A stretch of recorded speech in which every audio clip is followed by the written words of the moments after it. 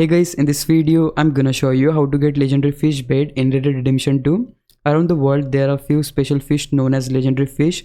These aren't regular fish and they are tied to a stranger mission you unlock in the game. Cause they're unique, you can't catch them using normal bait, you'll need special lures instead. To get these special lures, head to the Lagras bait shop. It's located north of San Denis, right in the swamp. On your map, look for a hook icon. That's how you'll know you are in the right place. It's pretty much in the middle of nowhere, but you can't miss it. Once you arrive, buy all the special lures available.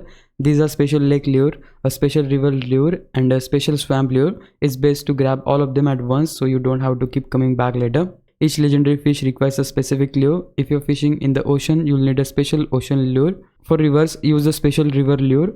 The same idea applies to lake and swamps. After that, all you need to do is travel to the location of the legendary fish. The game will let you know when you are close.